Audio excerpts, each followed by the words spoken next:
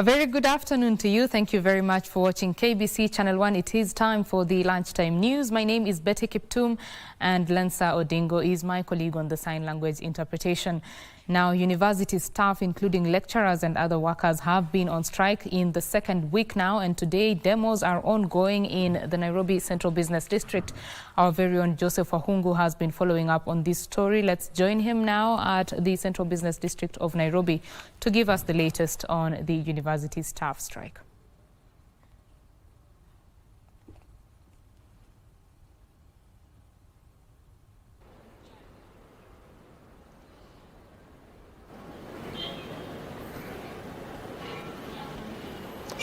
Well, thank you very much, Betty Kiptum. Indeed, we're coming live from a CBD just outside Jogoo House, the headquarters of the Ministry of Education. Now, whole morning we've been following the Union of University Staff Academic Union, UASU, and KUSU, university staff who have been, of course, demonstrating in town. They have been striking for the last 8 days, and today they decided to take their grievances to town. They were marching from the University of Nairobi Graduation Square. They went all the way to Parliament buildings.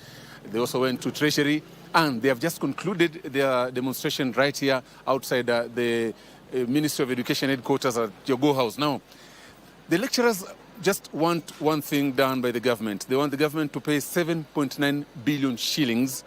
That, they say, is the money that the government owes them from 2017 when they signed a collective bargaining agreement for them to continue offering their services. They say the government has not yet kept its promise on that. They say that they have been waiting for the last 8 years, and that has not been done. We heard yesterday the Education Cabinet Secretary, Julius Migos Ogamba, saying that a part of that money, that was 2.75 billion shillings, had already been paid, and he directed that the university staff and the dons should report back to work at least by today. But the dons and the staff say that they will not be doing that. Instead, they have taken to the streets. They're saying that they want the money to be paid in full. That is 7.9 billion shillings. They also want the government to go ahead and start negotiations for the 2025 to 2029 collective bargaining agreement. According to them, they claim that the Attorney General had already advised the Ministry of Education to ensure that they are paid their money that they had negotiated in the previous collective bargaining agreement that was signed, but that has not been done. So they are saying that they are tired of waiting. They are saying that they do not want to have any other meetings with the government concerning that matter. The dons are also saying that since 2017, they have been talking to the government to find solution to this matter, but that has not been the case because they claim that the government has not been, meeting its part of the bargain. So for now, it's crisis in the university sector. We have been informed that there could be a meeting later on today between the Ministry of Labour and the Ministry of Education and the striking UASU and KUSU members. But from what we've heard from the KUSU and UASU membership is that they do not intend to have any other meetings. They want the money paid, and once the money is paid, they will be going back to class. So we will be following this matter. Right now, they have just ended their demonstration demonstration right here. They're headed back to the University of Nairobi. We will be following up to see how this matter will pan out, and of course, we'll be informing our viewers as the matter progresses. Back to you, Betty Kiptum. Thank you very much, Joseph Wahungu there, coming to us live from the Nairobi Central Business District with an update on the strike that is ongoing by the public university staff. Of course, two unions, UASU that represents the lecturers or dons, and KUSU that represents the staff that are not non-teaching staff, so to say, in public universities. Of course, their grievances, including the demand for a 7.9 billion shilling payout by the government, they say was signed in 2017 under a collective bargaining agreement. And of course, Wahungu will be giving us more details as he continues to stay on that bit. We move on to political matters now. The Orange Democratic Movement Party nominations in Kisii constituency opened today amid low voter turnout and delayed commencement of voting, raising concerns about the credibility and enthusiasm surrounding the exercise. A spot check across polling stations revealed only a handful of voters had turned up by mid-morning, with voting beginning past 10 a.m. following the late dispatch of materials from the constituency tallying centre in Oyugi's town. The process proceeded without confirmation of party membership, even as aspirants, among them Newton Ogada, who cast his ballot at Nyatindo polling station, urged the party to ensure transparency and fairness in the primaries.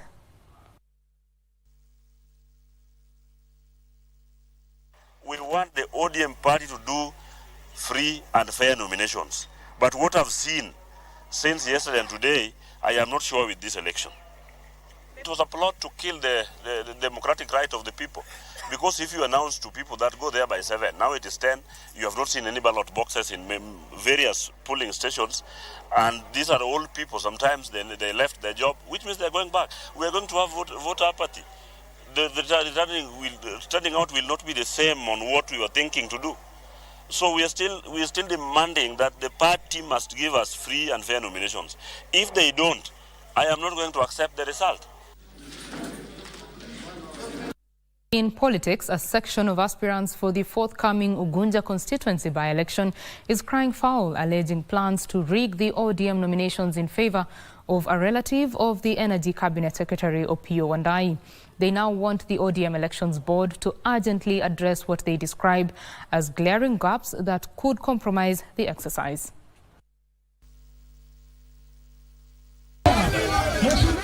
Just days to the Orange Democratic Movement ODM primaries in Ugunja constituency, concerns are mounting over alleged attempt to manipulate the process. ODM members, led by one of the aspirants, Engineer Frederick Owino, who was flanked by youth leaders, raised the alarm over what they term as deliberate schemes to tilt the contest. As we head to the ODM party primaries in Ugunja this Friday, there remains glaring gaps that the party must urgently address to safeguard the integrity of the exercise. These primaries are a defining moment for our constituency, and ODM must ensure transparency, preparedness and fairness. The leaders questions the party's election board delay in clarifying key issues, including the uploading of new polling centers, the register of members to be used, and the distribution of voting materials. The issue of which register will be used and the publication of presiding officers' names remain pending. By now, this information should be in the public domain. In addition, some of the churches that were earlier posted as voting centers have raised concerns. We want an election where the referee is known to all of us, but is not aligned to anybody. You get my point? The referee must be neutral. And Special Programs Cabinet Secretary, that is Geoffrey Ruku, has accused a section of political leaders of misleading the public with empty rhetoric.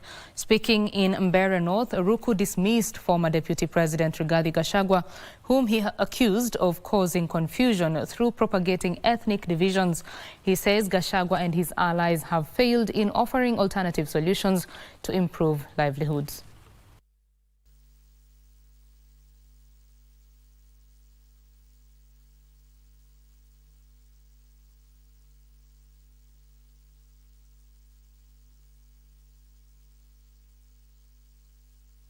Watu wa Mbeere North tunataka kujulisha wewe Gachagua.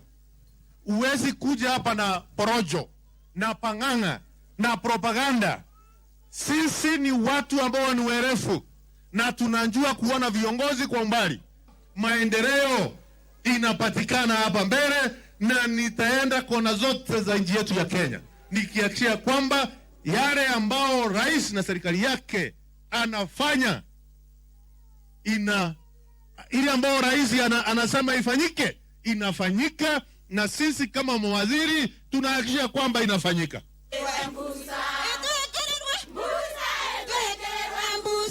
And now 4 members of Kericho County Assembly have been suspended for 90 days by the Powers and Privileges Committee after being captured by the CCTV cameras stoning the office of the Speaker. The MCAs went on rampage, destroying the property of the Assembly after the impeachment of Kericho Governor Eric Mutai on August 15, 2025. The four, who include Kapsao's MCA Paul B., Noela Opile, who is nominated, Irene Chebet, who is nominated, and Fancy Korir, who is also nominated, will not be allowed to access the precincts of the Assembly following their suspension. The windows at the office of the Speaker were shattered during the riots.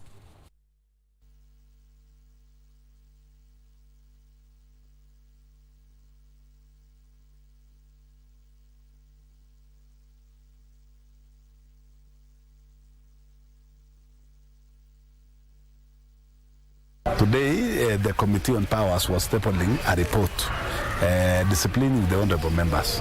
Around, I think 4 of them have been suspended by the committee for 90 days, and they will be stripped the responsibilities at the County Assembly. That is Honorable Paul B. of Kapsao's ward, elected member, Honorable Noela Opile, nominated member, Honorable Irene Chebet, nominated member, and Honorable Fancy Korir, nominated member. These members, they threw stones and destroy County Assembly's property, which is not a good behavior. Now, Neno Sacco Matatu Operators Farm in Kiambu has embarked on a training of its drivers on mental health and road safety in a joint partnership with National Transport and Safety Authority and the Traffic Police Department to reduce road accidents in the public transport sector. Speaking in a 2-day training held in Kiambu town, Sacco chairman Joseph Nyaga said there was a direct correlation between a driver's mental well-being and road safety, with factors such as anxiety and depression being linked to unsafe driving behaviors and accidents.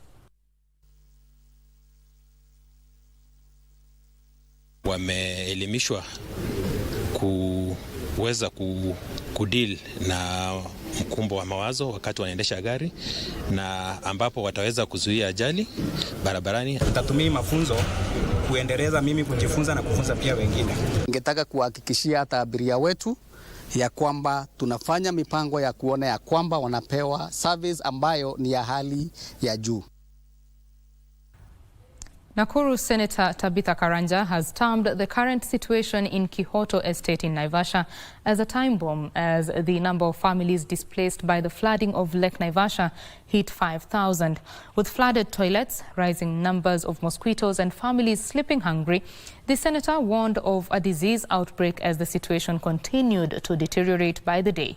The affected residents accused the national and county governments of forgetting them as the water levels continued to rise, displacing more families.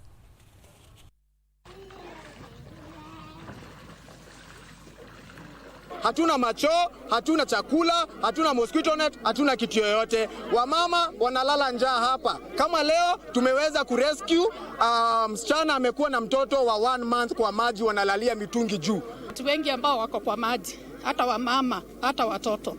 Wengine tunaenda kuwatoa pale, kuwapeleka hospitali. Senator, tunashukuru sana.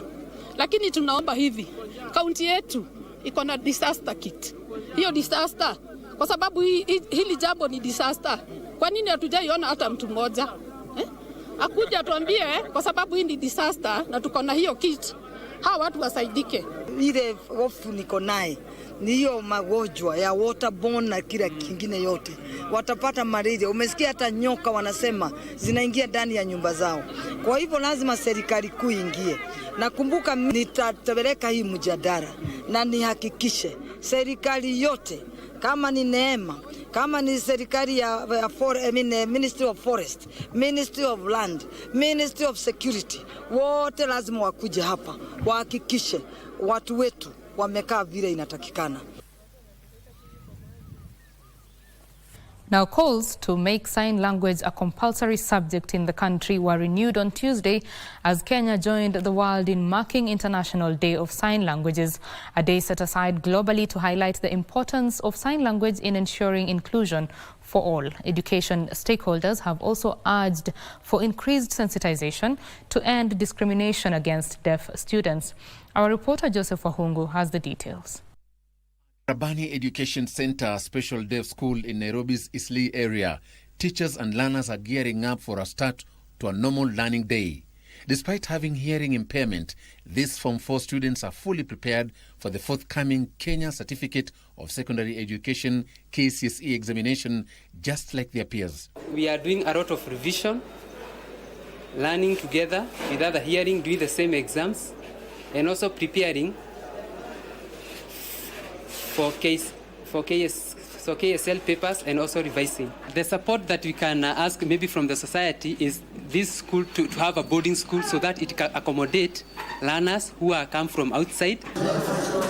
Deaf and hearing learners study side by side with interpreters and deaf teachers guiding the process, ensuring the deaf and hearing students even share laboratories. We are sharing a laboratory with the hearing and the deaf, and inside there we also had an interpreter.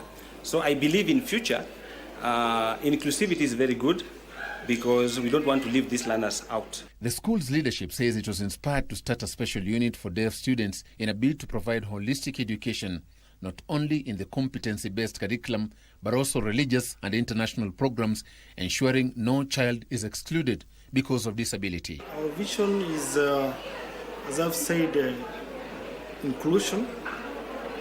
We don't want to leave every student who live maybe with a certain condition. Also quality education. Wheelbarrow number 1, a yellow plane.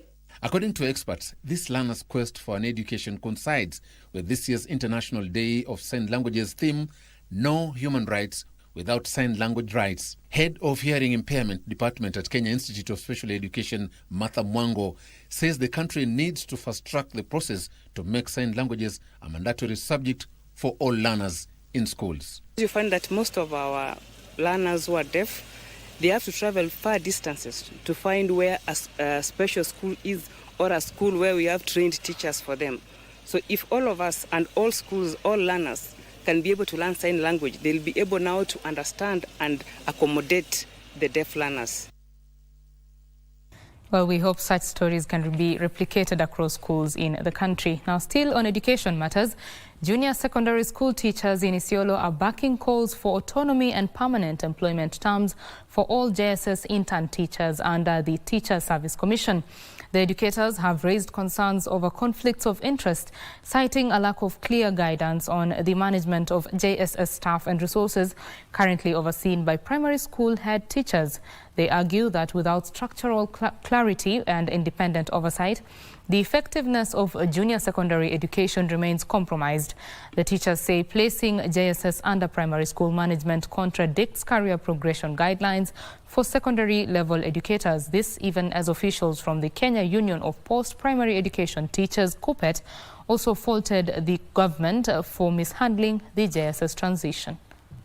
In JSS, we cannot even identify ourselves. We don't know where we belong. Do we belong even in the secondary school? Are we secondary school teachers? Are we primary school teachers? We lack identity. The learners that are in the middle age or in adolescent stage, when we combine them with the small children in grade 1 and grade 2, they lack self-identity. It's a mandatory issue that we want TSC to confirm all the interns in this country.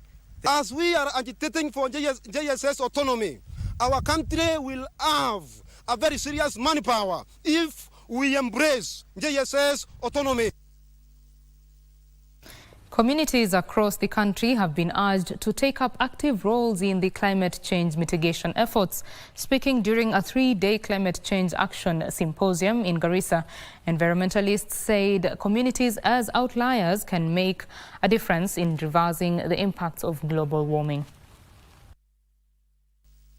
We hope these narratives will create a greater impact in our community, apart from raising awareness, in that the community are now more aware or more knowledgeable when it comes to issues climate change, climate justice, climate risks, and even adaptation and mitigation measures. Tunashukuru kwanza Women Kenya ambaye walikuwa wanatufunza mbeleni, hata badala ya hii training walikuwa mbeleni, walikuwa wametufunza mambo ya climate change.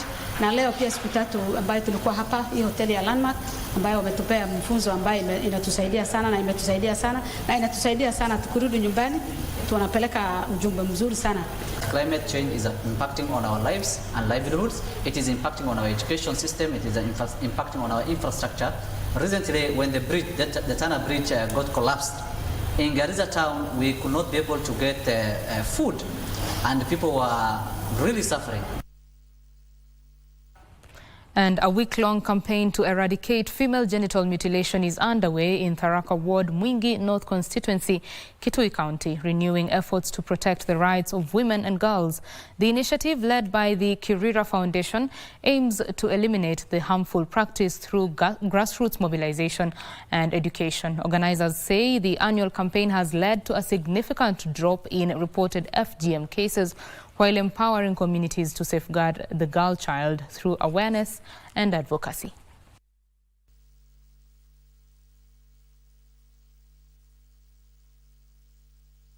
Sehemu kama hizo ambazo zimekataa kuachana na FGM, hakuna maendeleo sana huko, sababu wako busy wakifanya FGM, hawazingatii mambo ya masomo. Wazazi, niwaulize kwa heshima yote, mweze kupeleka watoto wenu shuleni na mwache kuwapeleka kwa tohara, sababu hilo ni jambo kama vile Bwana Chenga amesema, limepitwa na wakati, halitusaidii tena, na sababu halitusaidii tena ndio sababu watu wengi wameachana na hilo jambo. But in Tharaka we have quite a number of dormitories we constructed, mostly for the sake of the girls, so that they can be able to get a hideout. They can get somewhere where they can go and concentrate in their studies, do their work, and come out as dignified citizens.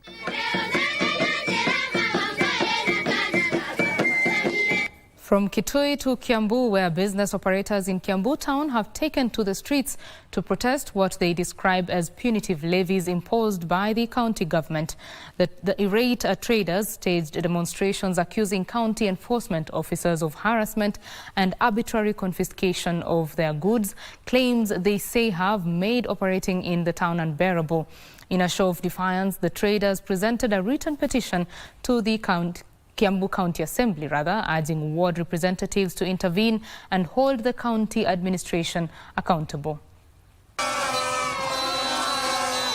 Tuko na mgomo kwa kuwa tumeongezewa license by over 500%. Watu wetu, watoto wetu, watu wa 19 years, wamama wetu wakifungua biashara wanakuja wanashikwa, wanapelekwa kotini, kila mtu anapewa bondi ya 30,000. Husisha wafanyabiashara kabla huweke sheria ambazo zinawalenga wao. Tunaumia kwa sababu ya zile leseni tunazolipa.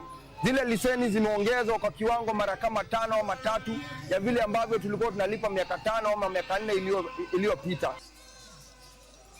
Stakeholders in the water sector have raised concerns over political interference in the operations of water companies. This, they say, is undermining efficiency and disrupting quality service delivery to consumers. Speaking during the signing of a recognition agreement between the Water Services Workers Union and the Embu Water and Sanitation Company, EWASCO, Secretary General Matilda Jebet emphasized that although water companies are owned by county governments, they are established under the Water Act and should be allowed to operate independently. Political meddling, she added, has stifled innovation by preventing engineers and other professionals in the sector from implementing transformative ideas. Something I'm excited about having a sector union, it's because even the officials themselves, and even you as a national office, you really understand the operations of the water companies. And you really understand water companies, we have to generate our own funds. So any demand that is made, it should be sustainable from the band. Hapo awali kulikuwa na vyama mingi za wafanyikazi, lakini hawakuwa wanaweza hasa kuridhisha matarajio ya mfanyikazi. Issue na disciplinary cases hawakuwa wanashughulika, issue na political interferences. Some water companies, they even have been threatened to revert back to the mainstream county departments. It is wrong. We have a Water Act that was repealed in 2016 and even 2023, and still puts water as an independent sector.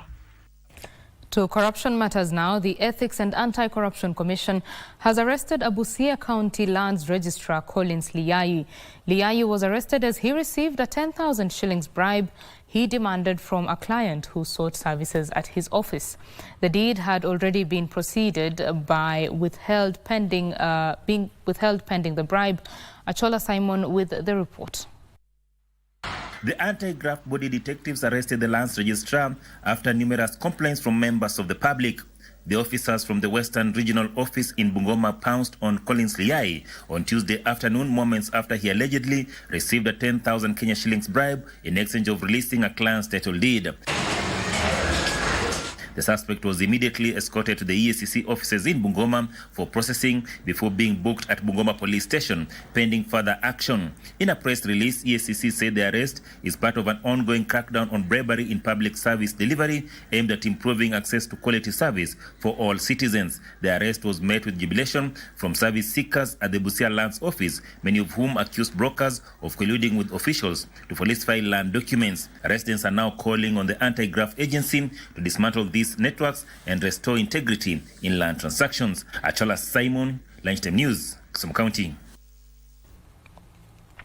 Now, a quick update on the upcoming by-elections. The ODM Orange Democratic Movement Party has blamed delays in the Kasipul constituency nominations on disruptions allegedly caused by one of the aspirants, Newton Oganda. He is accused of ferrying hired goons to the polling material distribution center, where officials, including the returning officer, were reportedly threatened. The party has also pointed fingers at Homa Bay County Deputy Governor Oyugi Magwanga, accusing him of instigating further disruptions. ODM has appealed for calm and promised disciplinary action against members found to be undermining the nomination process.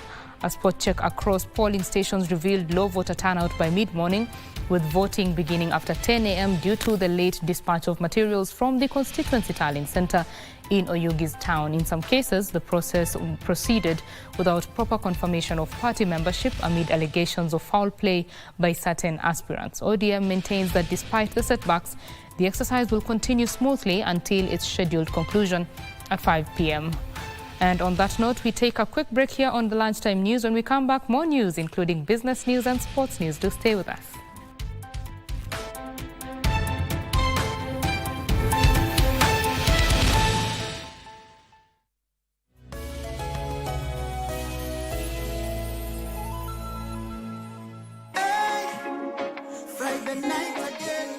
Greetings in the name of the Most High Jah Rastafari. My good name is Marley Moses, the positive warrior, alongside... Yes, sir, DJ D-Rage, the baddest. Each and every Wednesday from 10 p.m. on KBC Channel 1 TV. Tunakuletea the biggest reggae party in 254 in a yard extra. Extra niceness of reggae music. Extra dose of entertainment. When the thing is nice, we have to do it twice.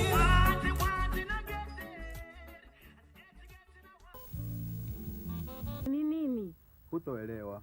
Usiponiambia ukweli, nitakuchapa. Ubaya wa kuwa mwanamke mtundu ni huu. Usirudi hapa hadi umlete Chimuka.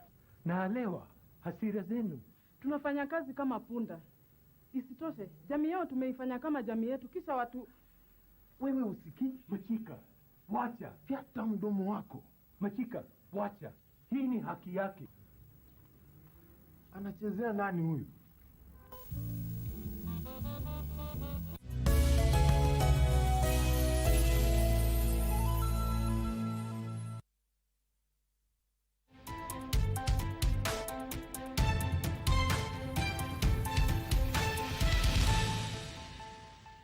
Welcome back. You're watching Lunchtime News on KBC Channel 1. I'm Betty Kiptum, and Lensa Odingo is my colleague on the sign language interpretation. The government and society in general have been asked to support the youth, especially those living in the countryside. Speaking during the opening and handing over of a 4-classroom block and teachers' offices at Jila Primary School in Ganze constituency, that is in Kilifi County, the Interreligious Council of Kenya and donors from the Church of Christ said there is a need to focus on the interests of the youth, especially their education, as they are the generation that is expected to lead various sectors in the country. It's our blessing and pleasure to support in any way possible the youth, the young people of our country. We believe in humanitarian need, we believe in blessing lives and the rising generation, raising people up. With the help of Church of Jesus Christ of the Latter-day Saints, together with Mombasa Cement, which have really helped us as the Interreligious Council of Kenya to create an impact in this community. Kwa hivyo wanafunzi wengi sana wanakaa hata bila chakula, almost the whole day wanakaa shuleni na hawana chakula. Mvua zikinyesha hapa zinanyesha haziwezi zikatosha kuivisha chakula mashambani, wakati mwingine zinaachwa na mvua. Ulikuwa na urahisi wa kufanya kazi, ease of doing business, ama kutanguliza mipango hii. Manake mara nyingi kuna bureaucracy, kuna delaying, na lakini tumeona wamekuja wakatuambia malengo yao na sisi tukakumbatia ule mradi. And a school feeding program in Machakos County has been hailed for promoting education in the region. At Kimua Primary School, a vegetable garden has been established, ensuring a regular supply of fresh food, thus retaining learners in school. The garden is also being used to help children with important lessons on survival and self-sustainability through agriculture. Chakula. During the harvest, we harvest and tunapatia watoto wanakula. Pia chakula ni cha watoto. Ndivyo naona wanatia bidii wakifanya kwa sababu kinawasaidia sana. Here we want learners to know how to prepare and cook indigenous foods from different parts of the country, and we have invited chefs from different counties, from eastern, from western, from central Kenya to come and cook, prepare and teach learners how to cook and prepare indigenous food so that they're able to embrace these kinds of food and shift away from fast food. The SCOP came to our school and they brought some things to our school. So they taught us how to cook indigenous chicken dry fry. Residents of Kisii County to benefit from a constant supply of water following the planned implementation of a water project under the partnership of German donors and the county government. The project is set to commence in January next year when the contractor will start to distribute and expand water from Kegati. The project is expected to benefit the county by providing access to clean and safe water.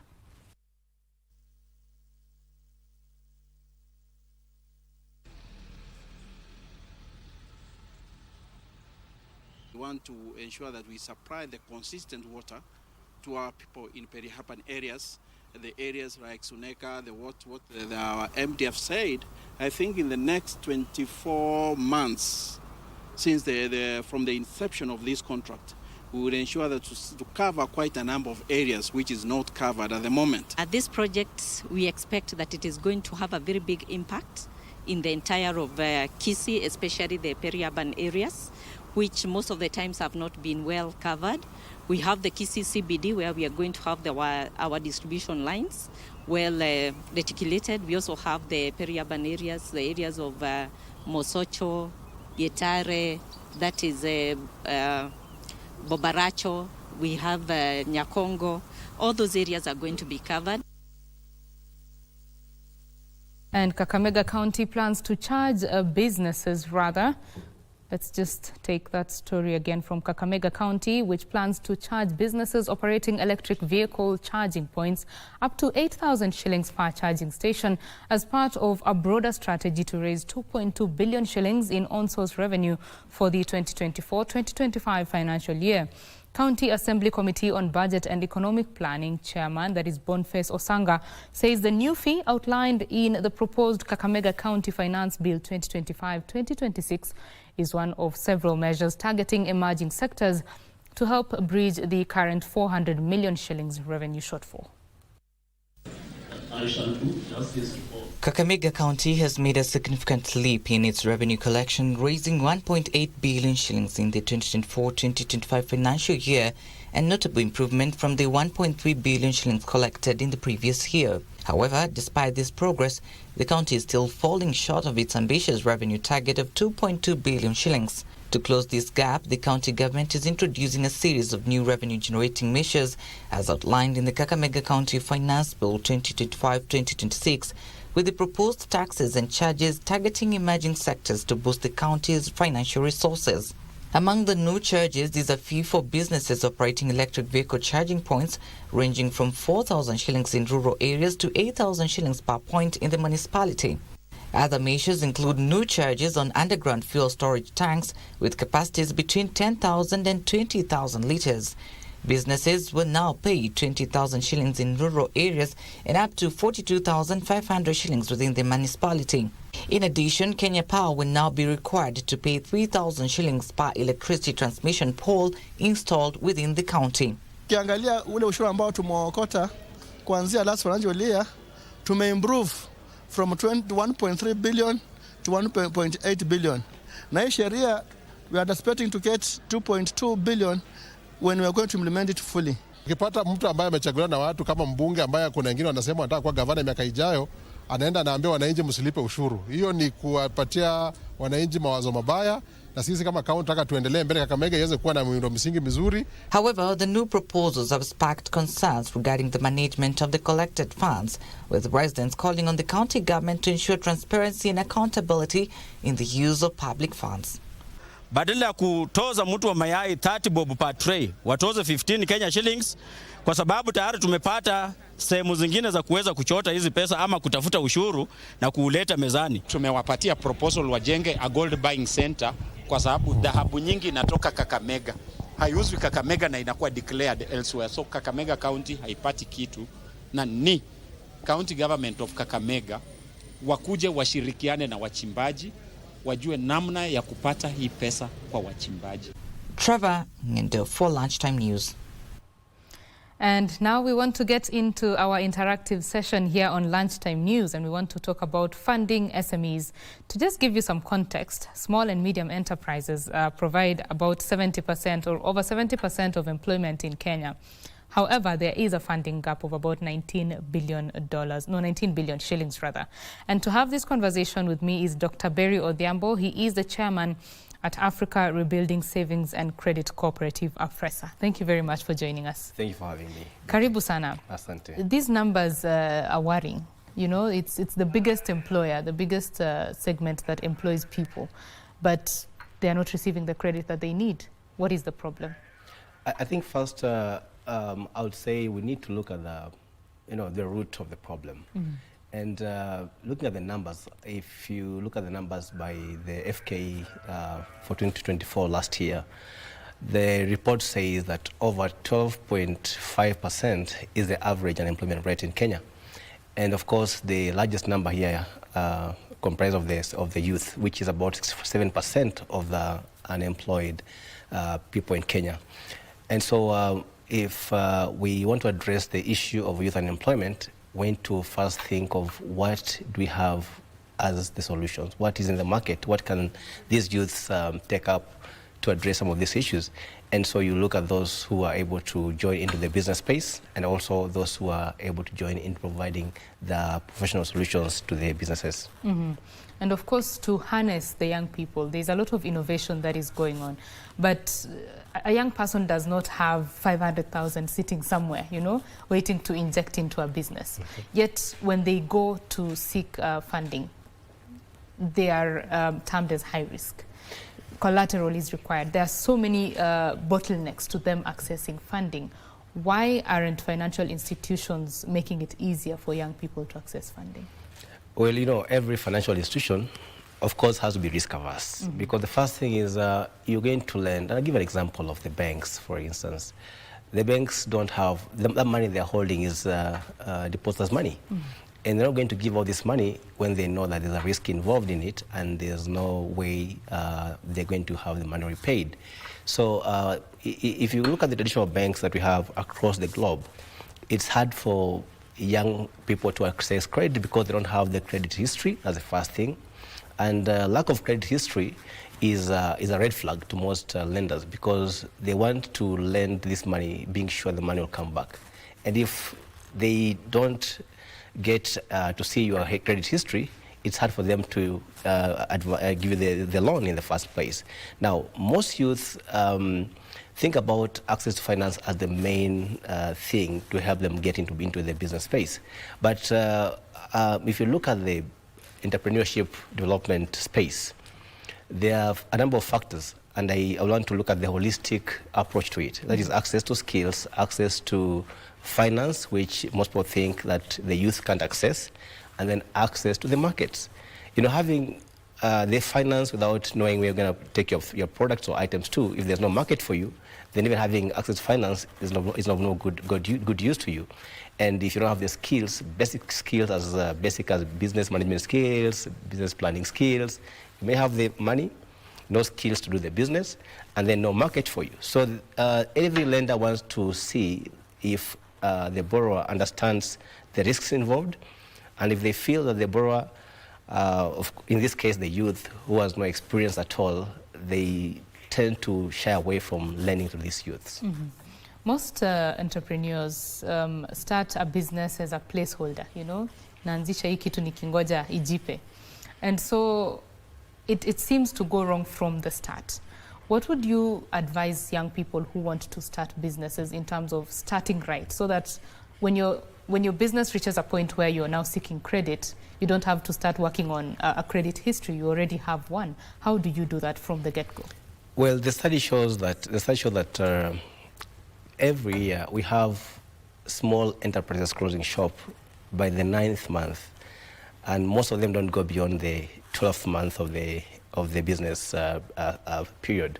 So the challenge here is you want to do business because your neighbor is doing business, you won't do it right. If someone is selling mandazi next door and you see them selling this mandazi very well, you might think selling mandazi is easy and you're going to make money if you do the same thing.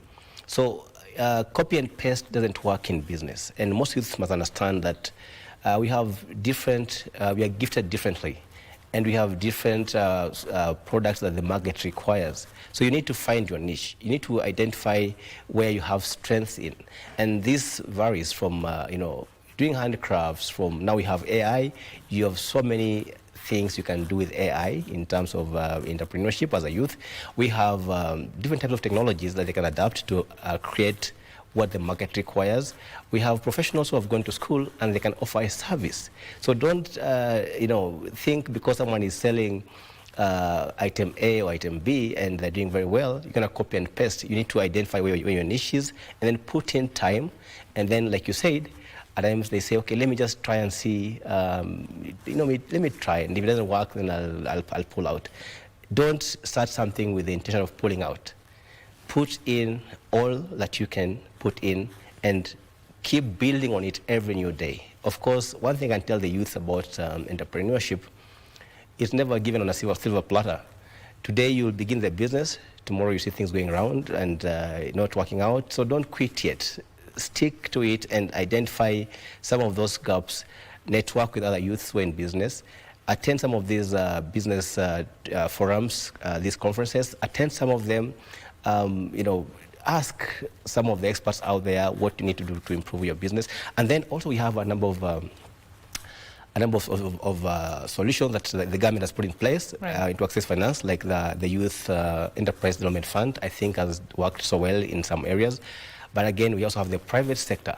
Now that's where we come in as circles to try and create platforms which are more user-friendly to the youth who can't borrow money from the mainstream banks. Mm-hmm. Yeah. And what unique solutions are there for this sector? Because a lot of sections of the financial industry view them as high risk. So what solutions are circles coming up to target this particular segment? Now, as Africa Rebuilding Savings and Credit Cooperative, AFRESA SACCO, we are not just any SACCO. We have a very unique approach to addressing the needs of the borrowers. And of course, working with both local and international partners, We have done our research, we understand how the market operates and how the culture of the market is in terms of borrowing and repayment. Right now, I must say we have tried to improve, even cut down the default rate from as high as, I know the market rate right now in Kenya is 17.6%, the NPL rate. We've been able to cut our NPL at Afresa to between 7 to 10%. And this is because we have very basic KYCs, which help us understand and know who our customers are. Now, how unique are we as Afresa Sacco? We know that this borrower doesn't have a credit history and can't get money from any other lender. So what we've done is to bring them in different groups. So we've clustered them based on the different sectors and subsectors. For example, like in the industries, in the transport sector, we have boda subsector, we have people who are in the taxi subsector. We have a number of those subsectors that you can tap on. So we've identified them and classified them based on the risks that we can be able to mitigate. Now, if you look at the boda, for instance, someone has a bike or a motorbike which is not his, and he goes out there in the morning, does his business. In the evening, he has to pay back the owner of the bike the agreed amount. So what does he take home? Maybe 200 shillings. Is that sufficient for him and his family? No. So we sit down with this kind of people, and we analyze how best we are able to step in. And they tell us what we need is just fuel for the day. And nobody will lend you money for fuel for the day because they're not sure they're going to be repaid and there's no collateral to it. So we bring them in groups so they can play as guarantors to each other.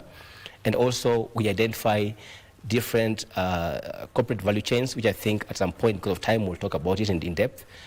We do a corporate value chain approach where we identify different stakeholders or different micros and small enterprises in different supply chains.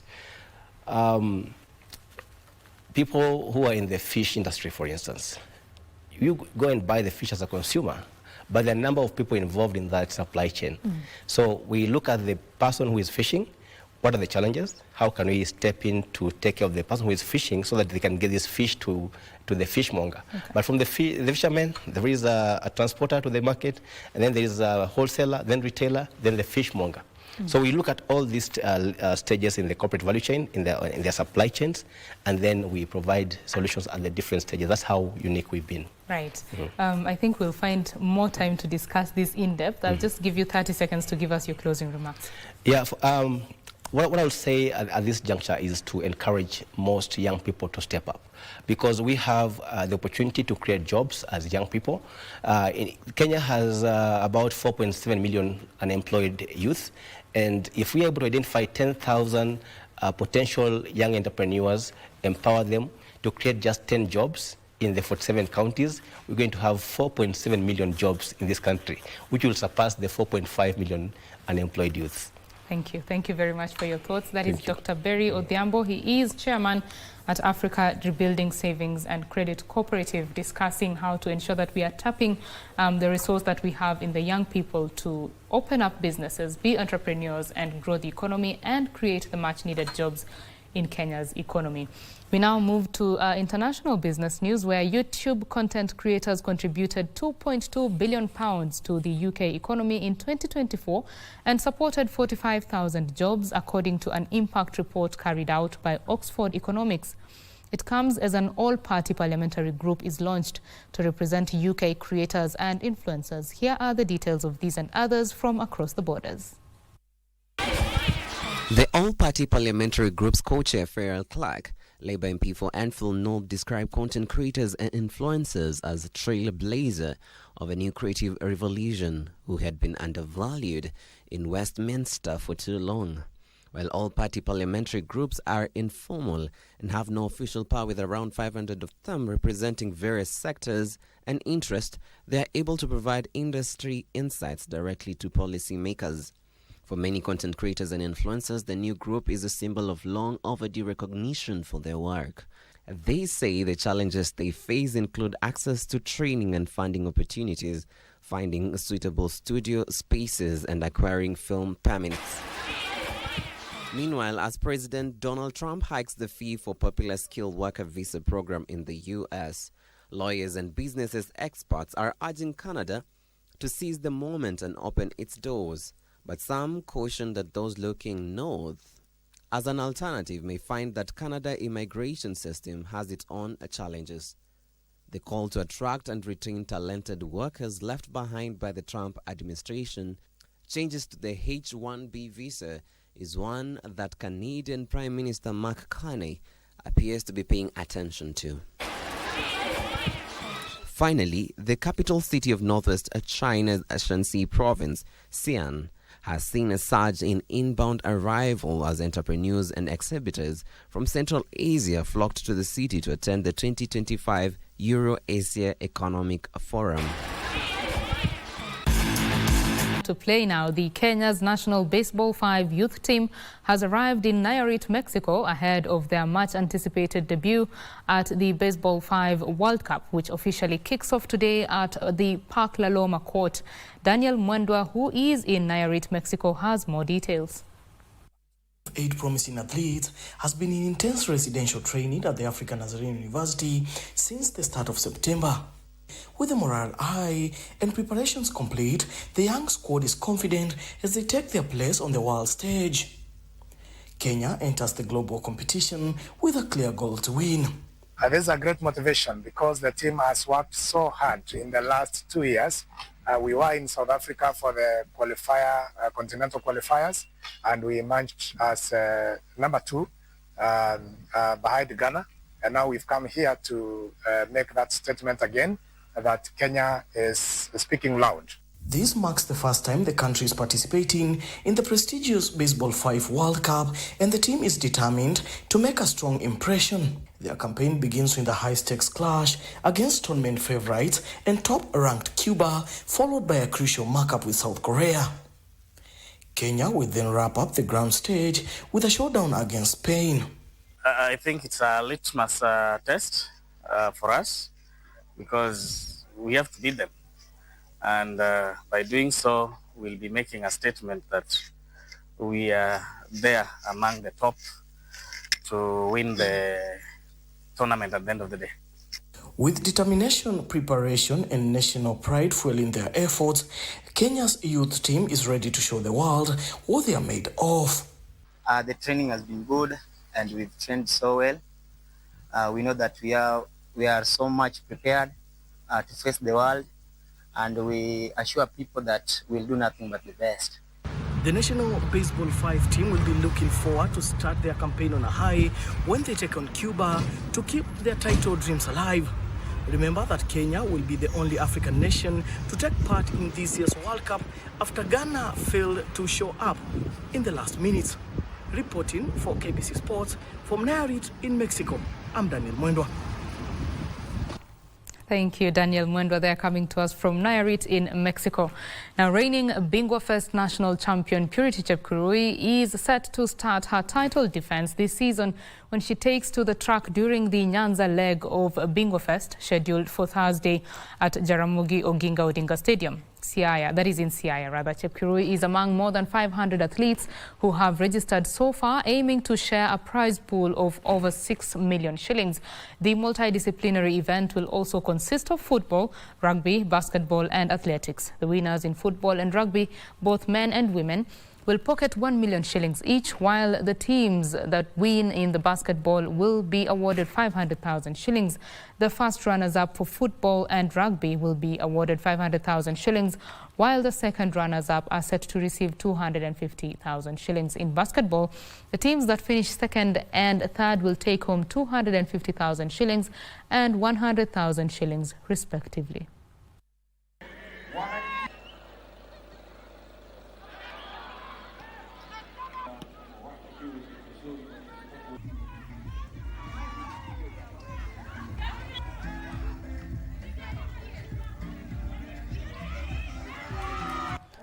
And Meru County Government has intensified preparations for this year's County Governors' Cup.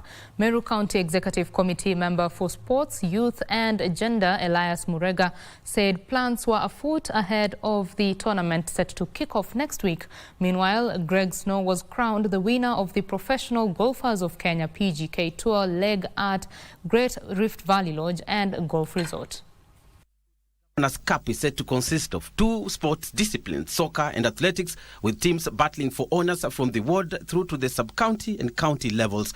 Winners at the county level will be awarded 1 million shillings, while first and second place finishers will receive 750,000 shillings and 500,000 shillings each. This is more than a game because it's creating a platform to sensitize young people on different issues. Number one, the main is nurturing the talent, because we'll be scouting for the talent and identifying the talent. Number two, we'll also be sensitizing the young people on drug and substance abuse, issues to do with cancer awareness and what is affecting our young people, issues to do with gender-based violence. Patia nafasi kama wakaaji wa Meru kuonyesha talanta zetu na uwezo tulionao katika michezo mbalimbali.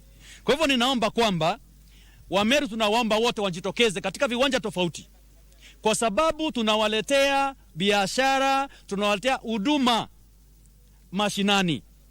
Tunataka anayeuza parachichi hatoke nazo, aliye na bonda bonda atoke barabarani.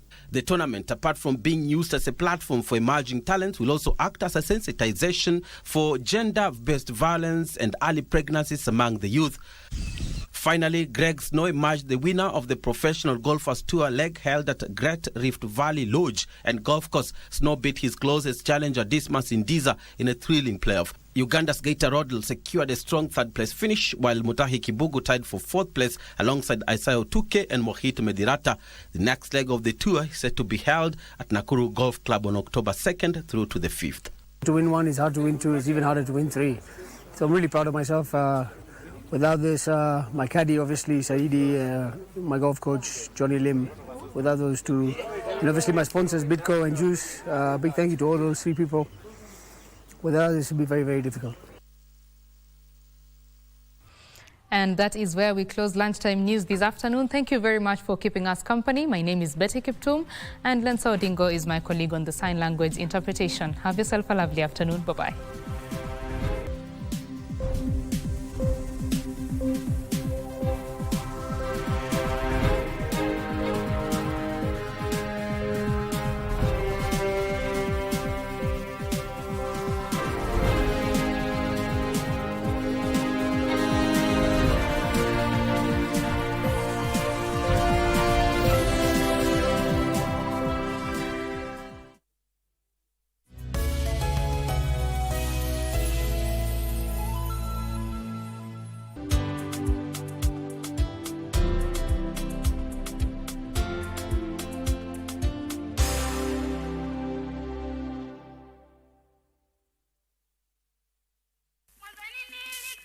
I got a steak. Steak iko wapi? This is what? Una nyama? Yeah. Una nyama? Hiyo ni ngozi na mfupa. Peke yake hakuna nyama hata moja hapo. Basi nao ni mjinga mama, wote ataje shilingi 50 alafu uje kutema nyama yote alafu kae chini ule. So lakini mbali na hivyo tena wacha hivyo. Hata kufikia kwao atafikia kwao. Sitakula haramu mimi. Kama ule mtu wa maji ule upita akimuitaita. Mkweli nilikuwa nasahau.